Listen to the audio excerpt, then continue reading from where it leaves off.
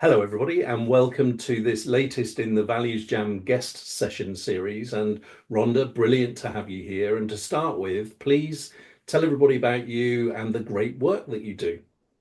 Well, thank you so much, Alan, for giving me this opportunity to share.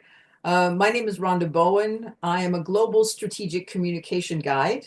If you say you've never heard of that, that's probably right, because as far as I know, I'm the only person who talks about themselves that way. Global, because I've worked with people from more than 70 countries in person during my career. Strategic, because I'm helping them figure out how to talk to people from other cultures better, not only geographical, like I happen to be American but live in Germany. So that's the geographical part. But the other part is, of course, organizationally. Like, why can't people in engineering talk to people in marketing? That's also two totally different cultures that often have problems with each other. And the combination of geography plus organization often gives them insights into what happens.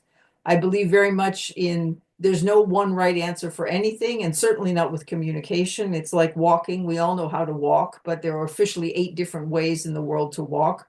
And you probably don't know all of them. And even if you did, you probably can't do them all. It's the same way with communication. We all talk, we all listen, but there are so many ways of doing it.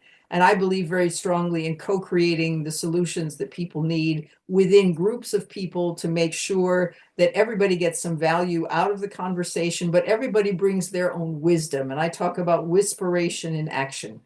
You bring wisdom to the group, you receive wisdom, or maybe you're actually looking for wisdom from people in the group. You then get inspired to go out and actually take action on what's going on.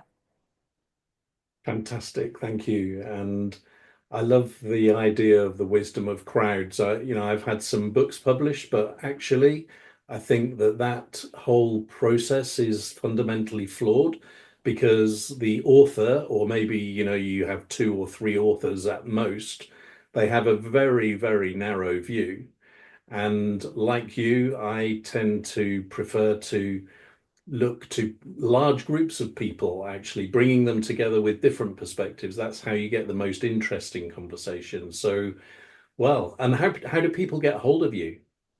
Oh, well, I'd like to give everybody a gift for coming today and spending their time with us. You'll find in the description near this video, you will find a link to an assessment to find out about your strategic communication.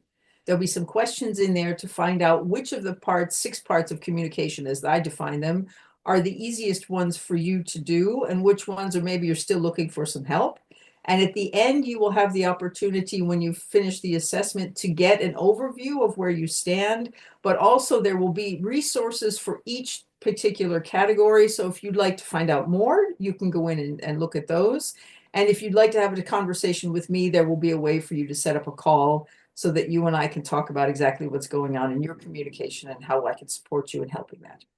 Fantastic. That's really kind of you. And do you know what? Usually this comes at the end, right? When we've made people listen to the whole thing. We So can do it at the end again if we'd like. Yeah. no, that's great. So now I'm just going to tip out the cards from the Values Jam deck, and there are 60 cards. So how many piles would you like me to make in front of me? My number is 5. Five. Okay, and these are going to be different sizes. And so there we are. There's the five, and I've got pile one on my left and pile five on my right. So which number pile would you like me to choose? 4. Okay. So in pile four, we've just got seven cards, so a number between one and seven. Then we're back to 4. Okay. Oh, you've chosen one of my core values. Oh, wonderful. Okay, great. So the first question is this: what does enjoyment mean? And what does it look, feel, and sound like? Right. Well, if you take any word, I come from a language background, so I always go back to how are words put together and what do each of the individual pieces mean. When you look at the middle of it, it's joy. And that's obviously the feeling that we want to have when we're experiencing something, often not only with other people, but often together with other people, that makes us feel that it's a positive experience and that we go away with something that's good for us. The N means that it's combined with something, and the ment is the actual doing of it. So enjoyment can be just looking out the window and seeing a wonderful sunset, for example, or some kind of an animal running around in front of you. But enjoyment for me is usually the fact that I've worked together with people, have found a way to do something that brings them all their wispiration, and that then they have the opportunity to go forward and say, isn't this wonderful? Because now there is so much benefit from this. Joy for me is not the fleeting moment kind of joy. Joy is something that we hope we find in whatever situation or circumstance we're in, but that we take with us, and it feeds us as we go forward. What a great start. And I think the most important thing I heard there was this thing about enjoyment not being a fleeting moment. I share that with you absolutely, because those fleeting moments are kind of, what are they? They are not real in some ways. You know, you can get taken to a higher level for a couple of seconds, but then if you come back down to a whole different level, then you're not actually in such a great place. Whereas the way you described enjoyment is how I enjoy feeling it when it's with you on an ongoing basis. And that's not to say, like you say, that it's not fueled by individual experiences, but it's a bit like the emotional bank account, right? It's topping up your joy and maintaining it at a certain level. Okay, and when you hear the word enjoyment, what images come to mind? What sounds come to mind? And what feelings come to mind, Rhonda? Okay. Let me start with the sounds, because the first thing that I thought of when I saw joy was Beethoven. I play classical music and other kinds of music as well, and I have a picture of Beethoven hanging above my piano. And that happens to be the Moonlight Sonata. But what I really love, and because I'm American but live in Germany, which is part of the European Union, our song, if you will, is a song of joy from Beethoven. And therefore, for me, this idea of every time you hear this, and it's usually done with an orchestra and lots of people singing in a choir and all of those things, it's this huge explosion of feeling that you get from that. So for me, for music, I would say the sound I hear is Beethoven in my ear and all of the nice people singing and playing the music.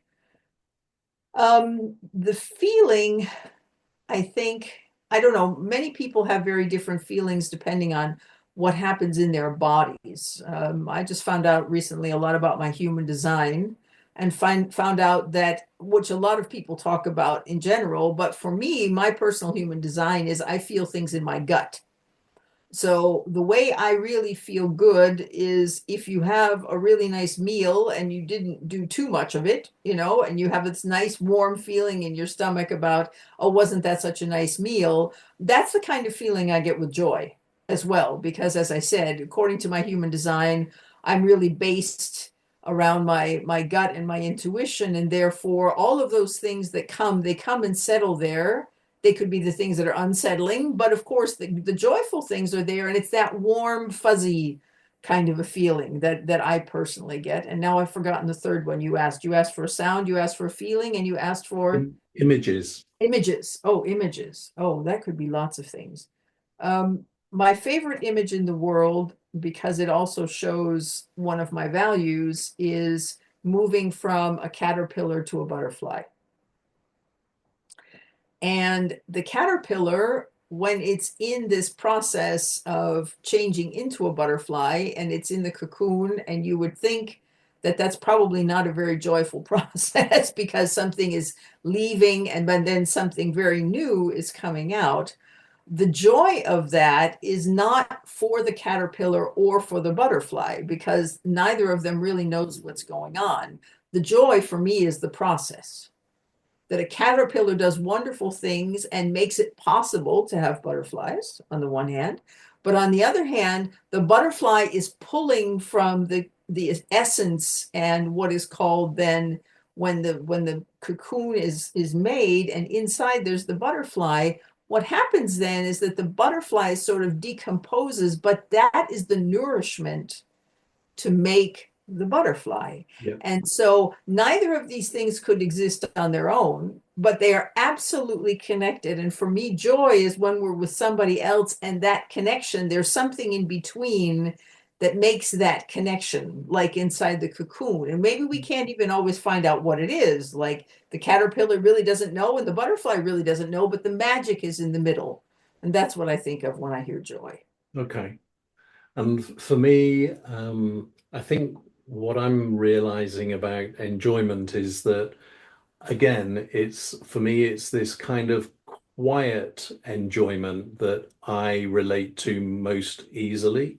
So if I think about a sound, it's that of appreciation. Okay. And for the image, it's a smile, Mhm. but not a kind of, it's not a little bit more than a Mona Lisa smile, but not an exaggerated smile. Okay.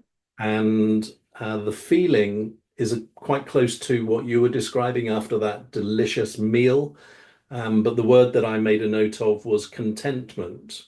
It Mhm. was that just feeling of that's just enough and that's just right.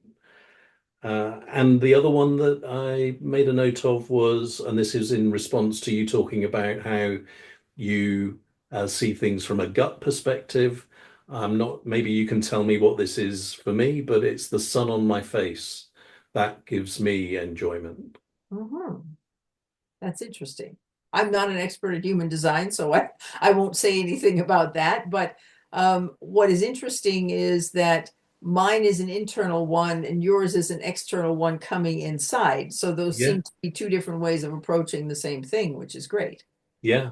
Yeah. And then the other two-dimensional thing I wanted to ask you about, you talked about enjoyment with somebody else. Mhm. And when you said that, I was thinking about how there is something really special about, for instance, being at a concert with other people and that level of enjoyment. But then on the other hand, I was thinking, well, actually, I can sit on my own and listen to an album from the beginning to the end and really, really enjoy that too.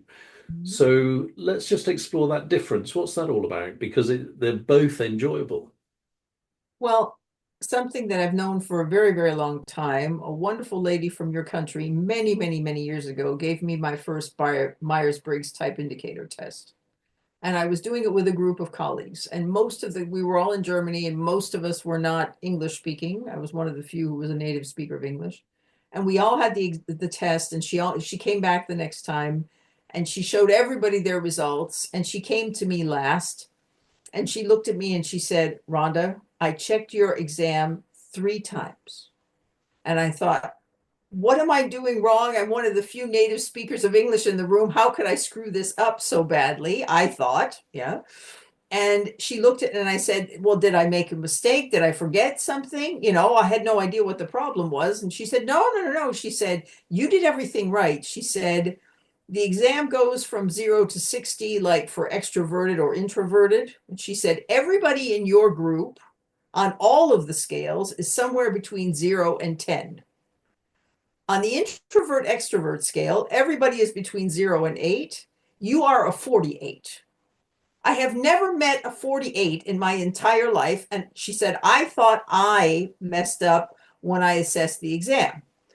So, first of all, I am an extremely extroverted person, which is what I always say to people, I can't think by myself. And when you say just sitting down and listening and enjoying something, for me, that's the thing because I'm always looking for the interaction. But that's because I am so overly extroverted compared to most people. And that is neither good nor bad in and of itself. But for me, if I want to do that, I would never sit down and listen to music. I would then sit down and play the piano because I'm doing something Yeah, and I'm getting something back, not only the acoustic, but I'm also getting the feeling, the haptic from the keys. yeah, And if there are other people around and they happen to come by and hear me playing the piano, then I'm getting the input. I'm always the person who needs the input. And that's why being an extrovert is so hard when people used to say to me, oh, we'll all come to the next meeting and have our best ideas, 3 best ideas for this topic. I would never have any ideas on my own. I would wait till people started talking and I'm a responder. I hear something and I get all of the new ideas, like the wonderful thing that we're doing today as well. And so, therefore, I never did the prep. And everybody said, "What did you bring with me?" I said, "You say something, I'll tell you something. It's okay." So, for me, joy is always this interaction. And even if it's just the interaction with my piano, for example, that's still the interaction. I'm not the type to sit around and just listen because I'm not getting the chance to do the output as Yeah. well. And I need both the input and the output. And this probably is going a little bit off piece, but actually, it relates to values jam conversations, and it also relates, I think, to the way we conduct ourselves more generally. In that, a lot of meetings, for instance, there's an agenda. Mhm. Come prepared, and so whilst that might feel a bit more orderly, to me, it seems that it's also a bit narrow-minded because what you're actually doing is deciding where your curbstones are before you've even started. And why would you want to do that? And yet people tend to have a sense of security in that. Well, you've just spoken to something that I've been working on for the last 37 years in my business that I've had. So, meetings are one of those things where I come from the US, and there was a book written in the 1860s about exactly how to do meetings, and it's called Robert's Rules of Order. I live in Germany. There is not even the German translation of this book, meaning the Germans, who everybody thinks are so terribly orderly in meetings, are not. And the Americans, who are always said to be all over the place, when it comes to meetings, the entire book tells you exactly how to do everything and exactly who's allowed to do what when. And the system is huge and it's been around for almost 200 years. So the question is, what do people need in a meeting, and what makes the meeting efficient? And many people who cannot wing it, or are not good at responding, as is my strength, they need more background. They need more structure. They need to know we do this part first and then this part. They come prepared. They bring all their presentations and slides and overviews and whatever. And for them, that's fine, but that's what they need. If you go into a room and you let a whole bunch of people like me sit down, we will never get through the agenda, but we will all bring in something that's really, really good. And the question is, what circumstance are you in? How much time do you have? And if you need to be efficient, an agenda is a very effective way to do things. And for that, it's absolutely wonderful. I'm a global facilitator. I can sit in a room and I write up the agendas and I do all the things ahead of time to make sure the people stay on track. And I'm the one writing down how many minutes we're going to talk about this. And I close the meeting at exactly the right time. And everybody looks at me and says, "Rhonda, how can you do that?" I said, "I'm getting the input from the people, and my output is keeping us on track." That's my part when I facilitate. And so people always say, "Yeah, when we go to your meetings, Rhonda, they always finish on time." I said, "Yeah, because that's my job. And that's what I'm here for. If I'm a facilitator, that's what I'm supposed to be doing. If you're saying we have 10 hours to do brainstorming, I have other ways we can do that." Sure. But for meetings, especially, and if people have the next meeting to go to, then having this good sort of tight knit system is a very good thing. Having other systems, like I have 6 proprietary ways of doing what people normally call brainstorming, I have totally different ways of doing that, meaning having people think creatively in different ways than just throwing out things the way they normally do, gives people enough structure to get started, but leaves it open enough to have them give the opportunities for all of this. It doesn't need to be written on the paper already kinds of stuff. And that's why when you were talking about values, and that my top value is co-creation.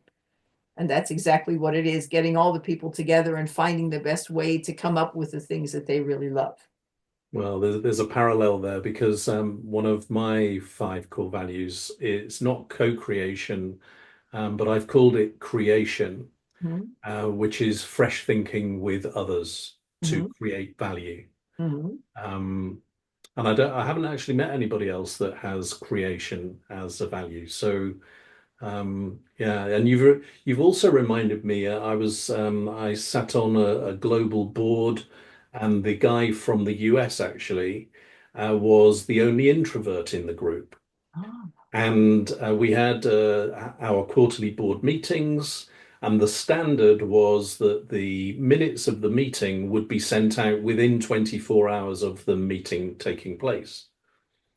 And then I can't remember how this came about. It might have been Myers-Briggs actually that opened this discussion up. But Glenn, the guy, explained how he really didn't feel comfortable answering in the moment in the meeting, mm, and that often things would come to him 2 or 3 days later. yes. And so we agreed that the minutes would go out with his additional input 3 days after the meeting rather than one day after the meeting. And everybody got so much more out of those sessions after that because there was this mutual understanding and a collective understanding of the benefit of doing that. So let's get really practical with enjoyment now, and let's go to the other side of the coin. And so my question is, where have you noticed a lack of enjoyment? Okay.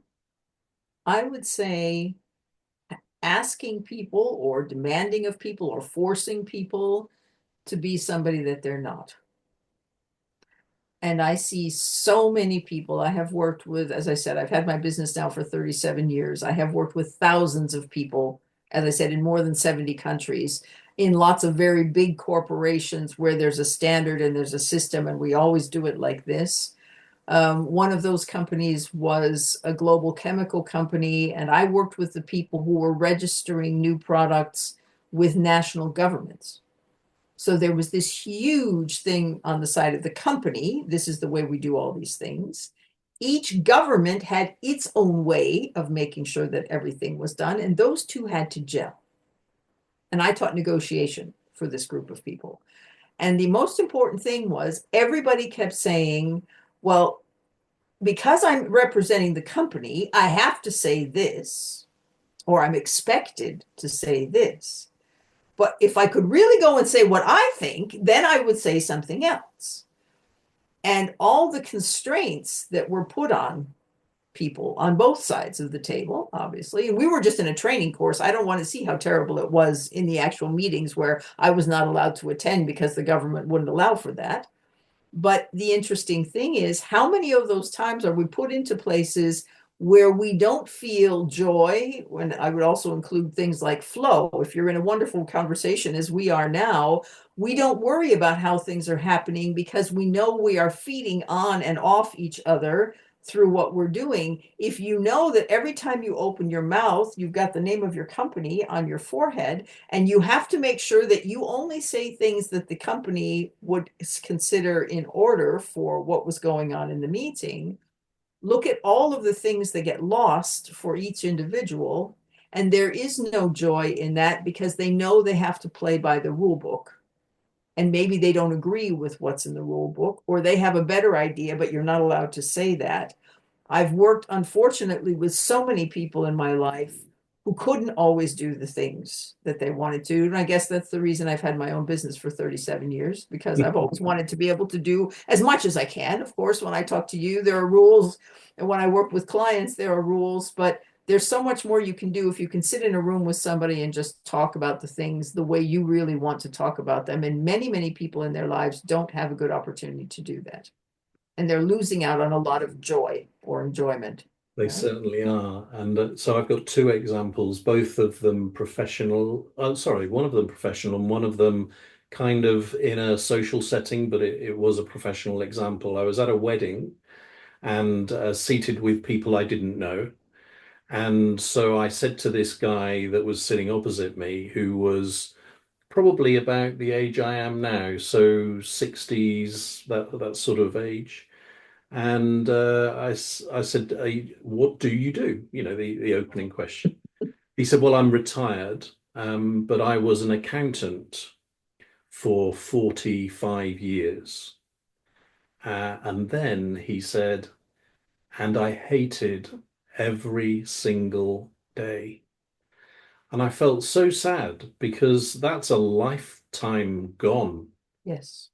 And yeah, so thank you for reminding me of Yeah. that sadness. The other one was I was the food and beverage director at a five-star hotel in London, Mhm. And I said to my boss, I'm going to be out for a couple of hours this afternoon because we have a football soccer match. Mhm. And he said, What do you mean you have a soccer match? So I said, Well, it's partly about breaking down the barriers between the different departments. We've formed a soccer team, and we're playing another hotel. And he said, "Is it really for the benefit of the hotel?" So I was a bit, I didn't really know where he was coming from, and I just said, "Well, yes, of course it is." And he said, "Okay, as long as you don't enjoy yourself." Oh, oh no.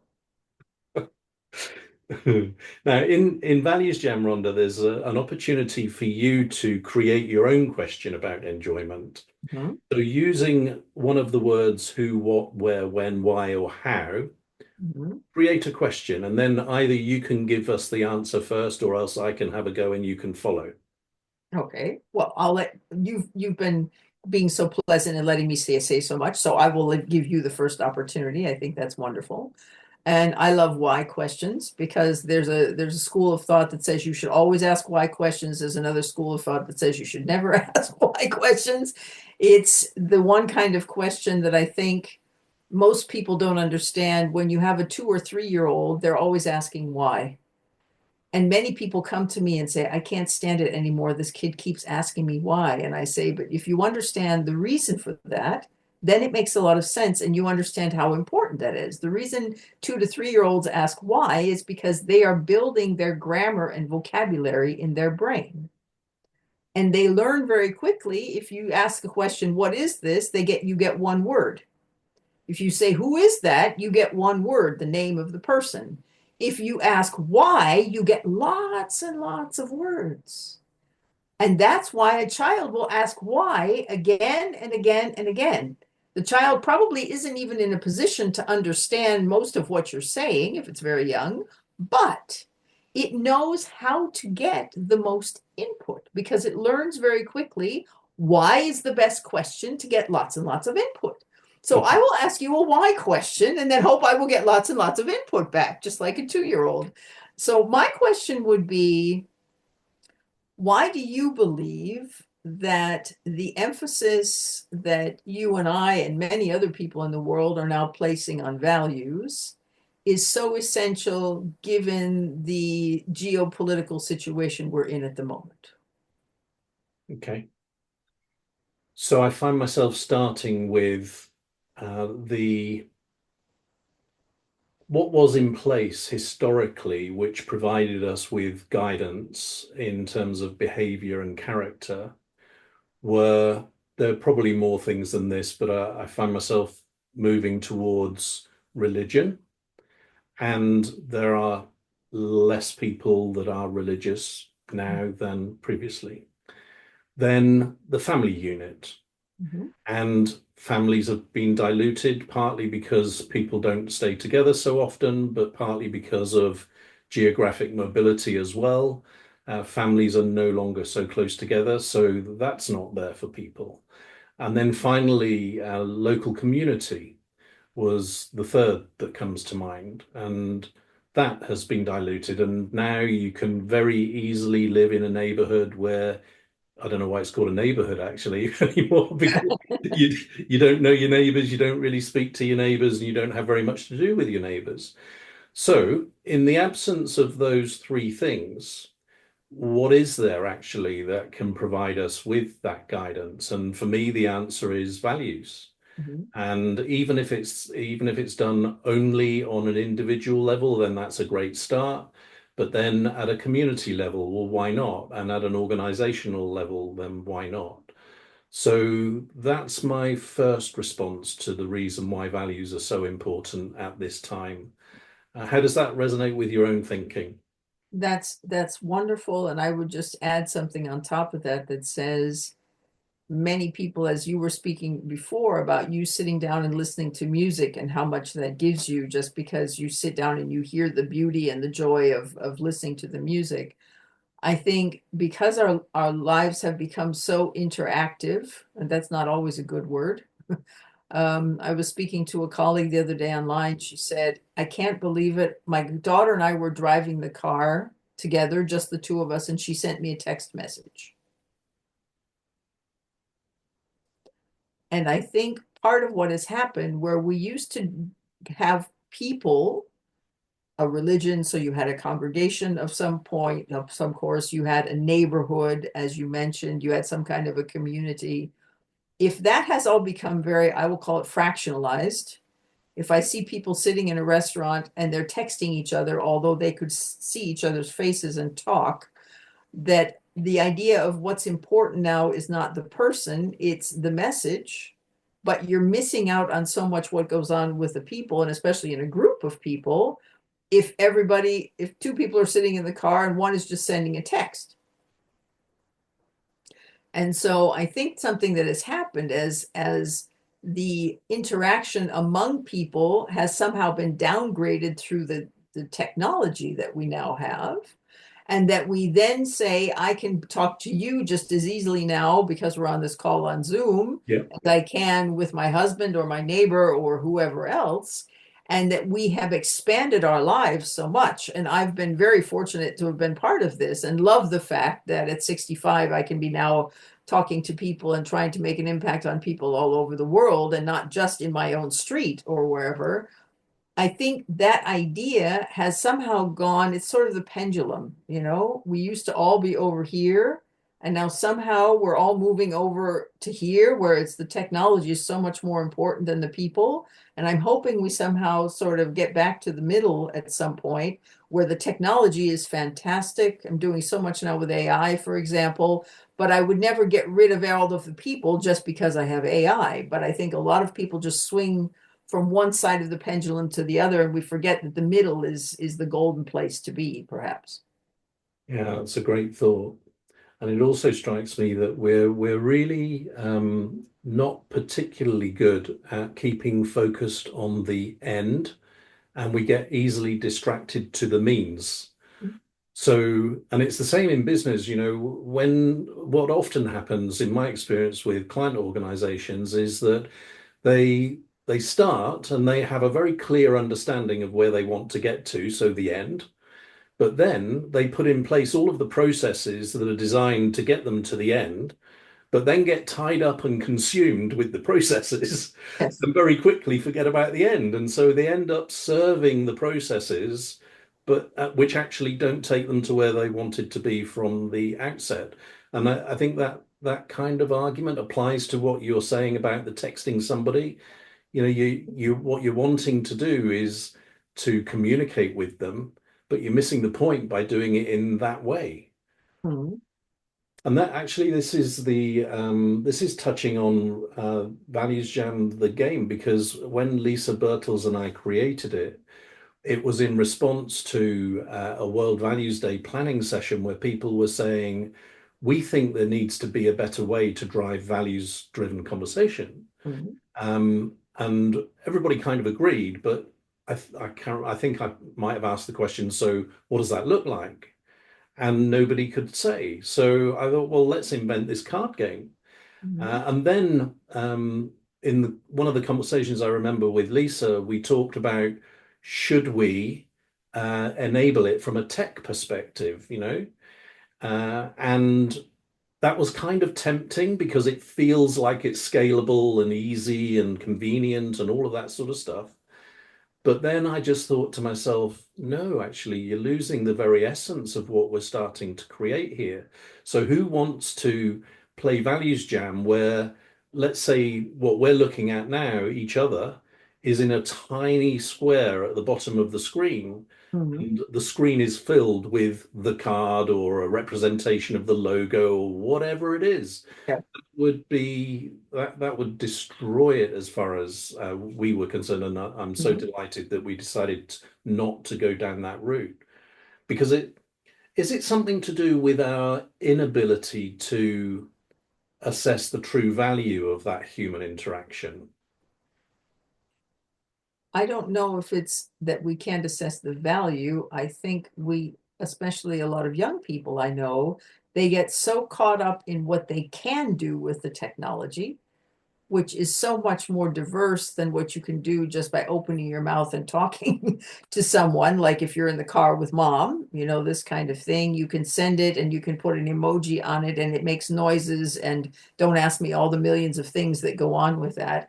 I just spent some time with my team in South Africa and met all of them in person for the first time. And they're all in their late 20s and early 30s, and I'm 65. And it was like two worlds clashing with each other. I have never had my picture taken so many times in my life. It was a selfie for everything. Yeah. I've never even made a selfie on my own ever, so I didn't even know how that worked. And I spoke at a conference and everybody was coming, "Oh, Rhonda, I need to take a picture with you." I'm not a picture person, first of all, in general, but secondly, I'm saying, and what are you going to do with all of that afterwards? But the thing that I remember is somebody putting her arm around me and saying, "That was a great conversation, Rhonda. Wow," and just hugged me. That's what I remember. I don't need to see the face.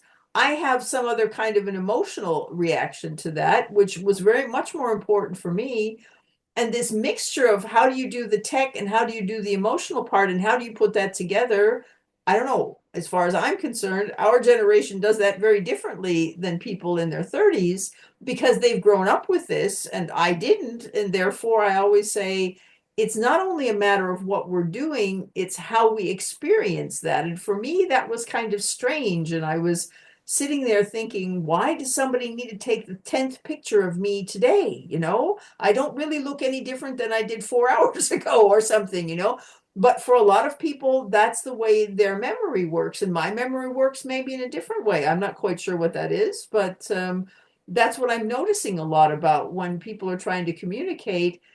Finding the right channel or the right method or the right means has become much more important than what we're actually saying, going back to the process or the end. Yeah. Yeah. And I'm thinking that this might still come back to that point about the indefinability of the emotion that you described, and somebody from a different generation saying, "Well, I've got photos. That's how I'll remember how good," so that there's a slightly different perspective there. And I'm a keen photographer, and so I get where you're coming from here around photographs. I went on a photography day last spring, and it's in ancient woodland, and they have owls that are captive owls, but they bring them into this woodland area and then allow them to fly around, and you can take photos of them. So it's not, totally authentic, but perhaps a better chance of getting a good shot than if Yeah. you went into the wild. But I remember the reason I mention it is because I remember seeing this barn owl flying through the trees and actually just lowering my camera and watching it and just enjoying. It was such a beautiful flight and it was so smooth. And I didn't need, yes, I did get some photographs as well, but in just that singular moment, I didn't need to take a photograph. I just wanted to enjoy the moment. Yeah. So I think that's backing up what you were saying there around the difference between capturing and enjoying. Well, and it's also making sure that you respect people. I worked for many years with a Japanese client, and he was living in Germany, and I helped him both with his English and with his German because in the company he needed to be able to speak some German, but when he reported things back to Japan, he had to be able to do the things with English with the people in the company and then report back. And one day he came into my office. He didn't live very far from me. He could walk. And he came in and I had never seen him look so terrible in my entire life. And I looked at him and I said, "Don't you feel well?" And he said, "No, no, no, Bowen-san, everything is fine. Always Bowen-san." Yeah. And I said, "So what is it that we want to do today?" And he said, "Well, normally today would be our day for German, but since I'm not feeling so well, I think today I'd rather speak English." I said, "Fine. It's your session. You get to do whatever you like." And I said, "So what is it that we need to talk about today?" He said, "Bowen-san, you have to teach me how to tell people that I don't feel good because my grandmother in Japan died." And the touchy-feely part of me that wanted to just reach out and hug him.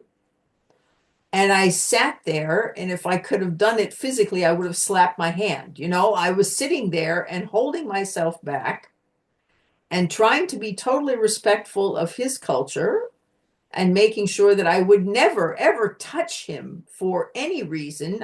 Okay, I would shake his hand sometimes when we were in a group with Germans because everybody was doing the German thing. That was okay. But otherwise, I would have never touched this gentleman physically because I knew that that was something that wasn't easy for him.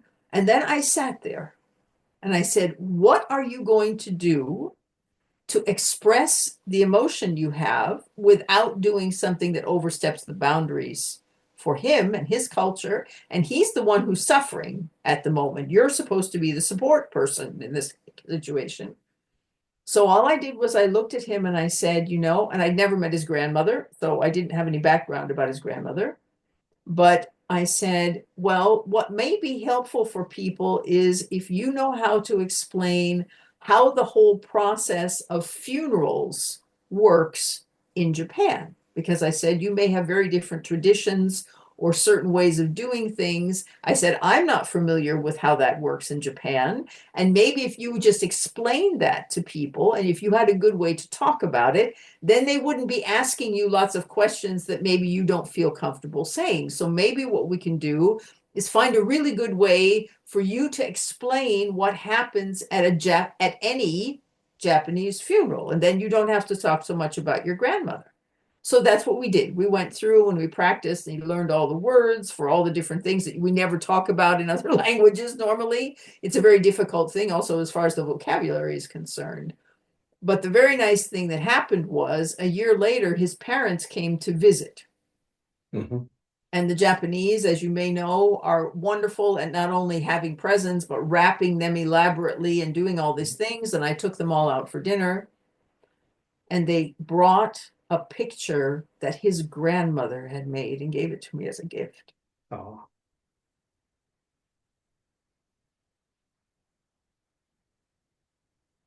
And then you know you've done the values right. yeah, Then you know that for him, respect was a very important thing. yeah. And that you found the way to make sure that in that moment, his values were more important. And I was being respectful of what he wanted and helping him get what he needed, which was how to talk to the colleagues.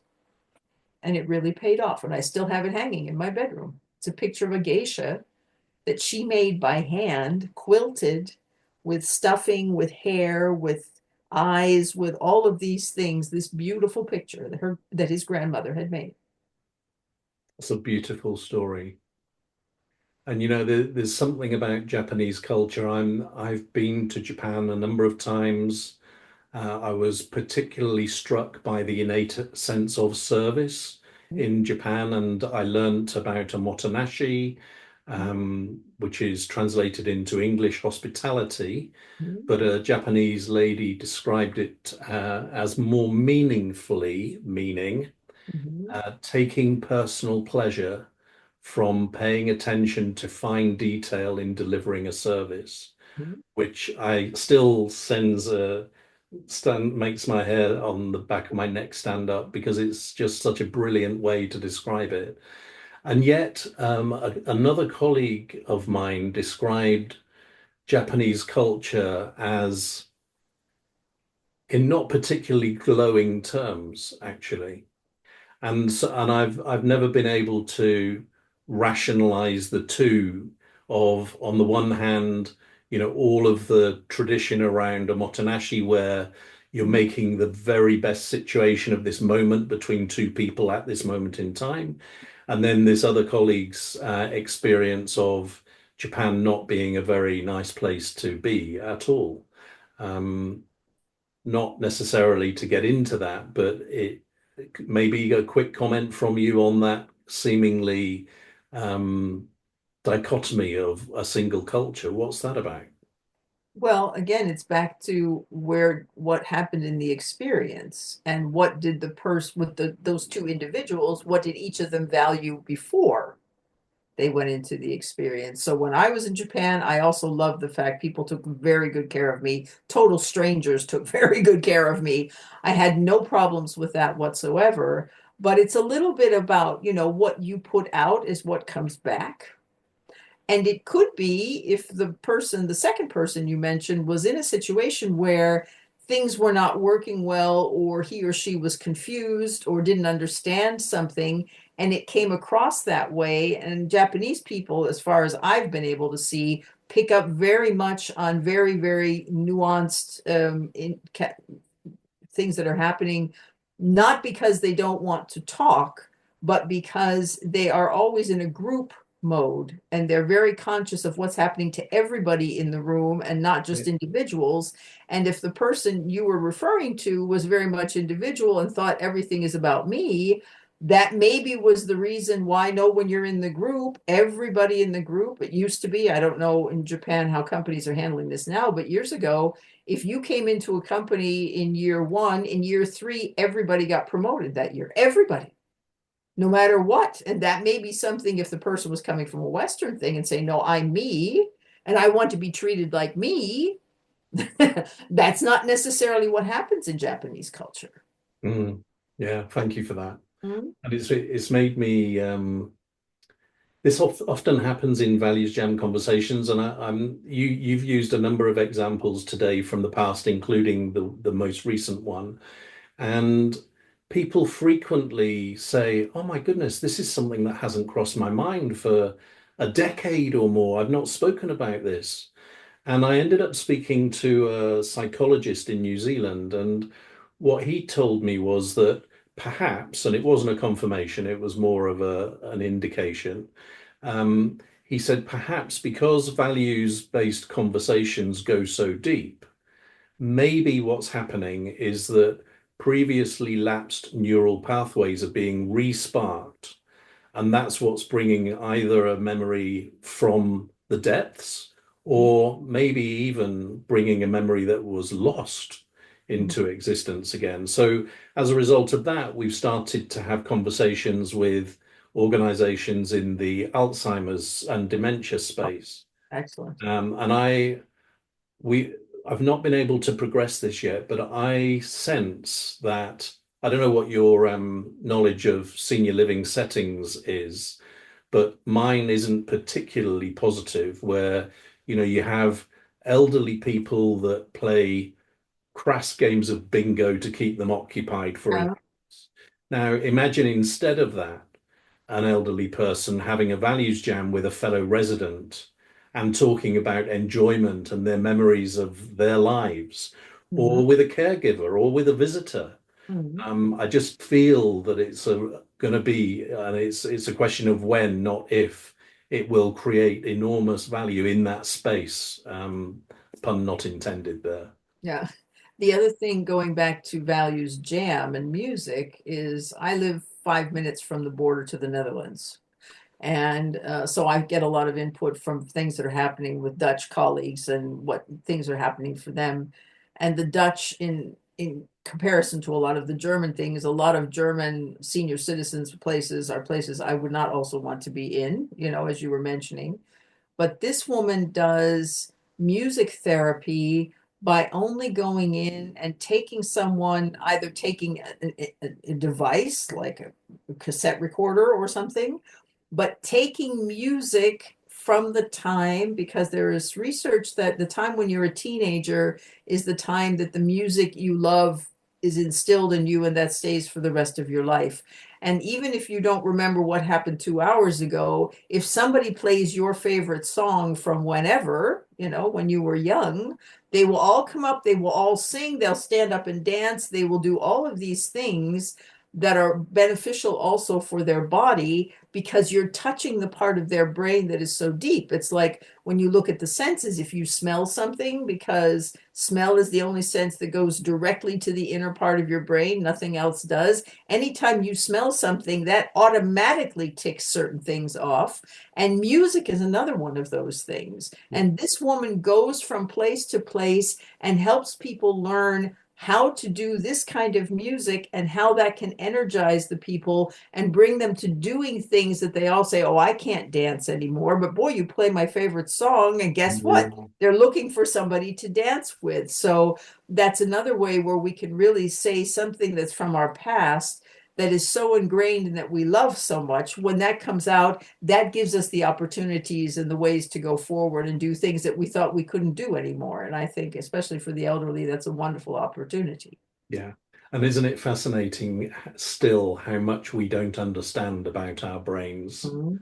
Um, yeah, now I'm conscious of time, so it's time to bring. I can't believe that the time has flown so fast. But the final question I have for you, for a short answer is, what are you encouraged to do differently about enjoyment as a result of this conversation today? I think for me personally, I don't think I want to change anything about how I personally enjoy things, but I want to be more aware of how many other different forms of enjoyment there are. Because just because I prefer something or I like to do it or it makes me feel good doesn't mean, as we go back to your Japanese description, that it's the same for everyone. And to be more conscious of when I'm actually out and I want people to be feeling joy, what that means to them, and that we have to tailor situations or experiences or ways of doing things to make sure that everybody in the room gets an opportunity to feel joy, because there may be very different ways of tapping into that, and to become more conscious of what that means. Great. And mine is so my personal definite. I mentioned at the beginning that enjoyment is one of my core values. And the definition of it for me is to remember how lucky I am to be doing whatever I'm doing. Hmm? And I'm just, although I do remind myself of that regularly, I don't think you can remind yourself of it regularly enough. Exactly. So tomorrow morning, that's going to be what I remember, so that I get a whole day's worth of it, to focus on enjoyment and doing just that. So, Rhonda, thank you so much for this Values Jam. It's been a really deep, rich conversation. Thank you so much. I really appreciate the opportunity. It's been a wonderful way to share, and we've co-created such a wonderful package of value, we hope, for everyone who gets the chance to see this. Bye now. Bye.